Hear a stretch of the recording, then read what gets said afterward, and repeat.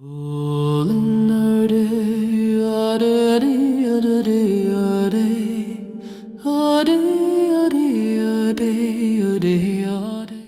back to Enter Valhalla.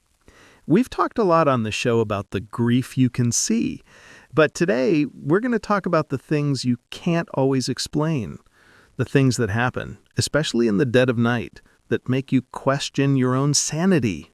We're going to talk about the ghosts of grief. And Maya, this is something you've experienced firsthand in a really profound way. Yeah, I have. I've never told this story publicly. It feels incredibly vulnerable because it sounds crazy, but I know I'm not the only one. This is the definition of a safe hall. Tell us what happened. So it was about 6 weeks after my grandmother died. My Oma, we were incredibly close. She was this amazing, formidable German woman. Always smelled like lavender and coffee. And she had this old ticking mantle clock in her living room. When I was a kid, if I had a nightmare, I'd go to her house and she'd make me a cup of tea and we'd just sit and listen to that clock tick. Tick, tock, tick, tock. It was the sound of safety to me. That's a beautiful memory. So she's gone. The funeral is over. The family is all gone home. And I'm in that awful, empty, what now phase. I'm back in my own apartment, 200 miles away. I'm not sleeping. I'm exhausted. I'm a total wreck, just hollowed out. The shock is worn off and the reality is setting in. Exactly. So it's maybe 3 a.m. I'm in that awful half awake, half asleep state, that sleep paralysis place. I'm lying on my back, staring at the ceiling, and my heart is just pounding. And then I smell it. What? Lavender. But not just a little bit. It was so strong, like someone had opened a bottle of lavender oil right next to my bed. My eyes shot open. My room was dark, but I could smell it clear as day. And I'm starting to panic. My heart is racing and I think I'm having a stroke. I'm having an aneurysm. This is a hallucination. Did I leave my essential oils on the end table? You went straight to a medical emergency. Instantly. More like mental emergency. And as I'm thinking that, I hear it. Tick, tock, tick, tock. No. Yes, the sound of my Oma's clock. It wasn't in my head. It was in the room. It was loud. It was coming from the corner by my dresser. I was completely frozen. I couldn't move. Were you terrified? I was for about 3 seconds. And then this feeling just washed over me. The panic just evaporated. It was replaced by this intense, heavy calm, like a weighted blanket of peace. I couldn't explain it. And I turned my head, and in the corner where the ticking was coming from, there was this shape. It wasn't a person. It wasn't my Oma in a white sheet. It was like the air was thicker, like the darkness was solid. Just a column of presence. And I wasn't scared at all. I just felt loved. I just stared at it and I whispered, Oma. And the ticking just slowly faded. And the smell of lavender went with it.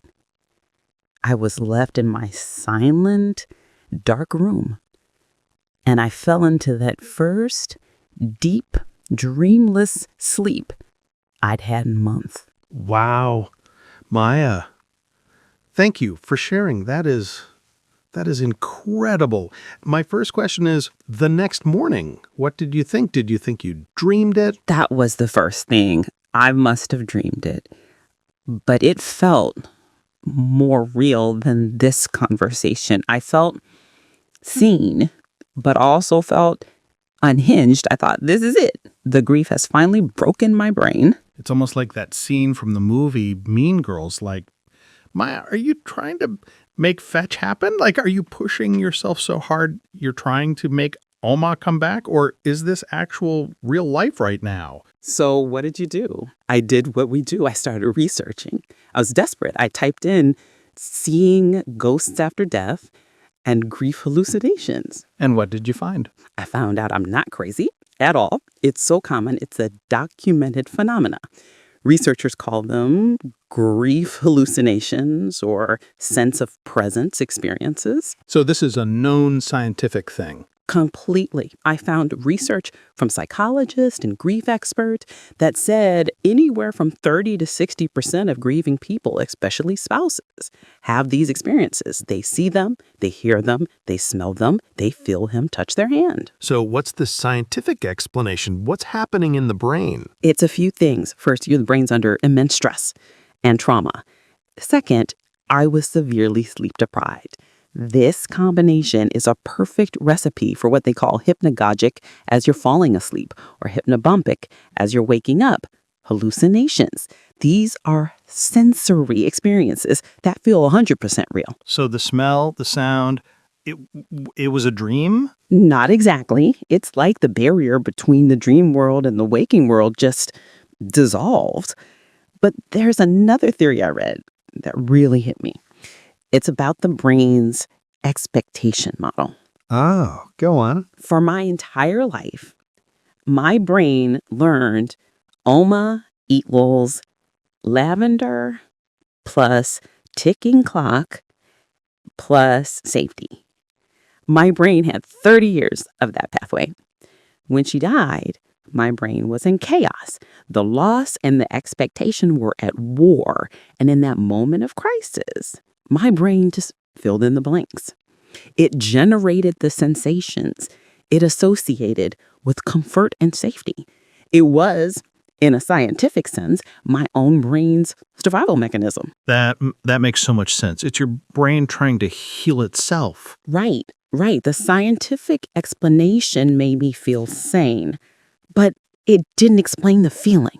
It didn't explain the peace. That's the part that science can't touch. Exactly.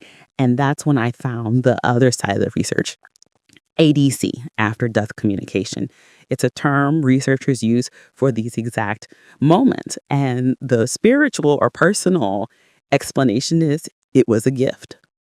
It was a visitation. So how do you see it now? Was it a hallucination or was it your Omas and goodbye? My answer now is yes.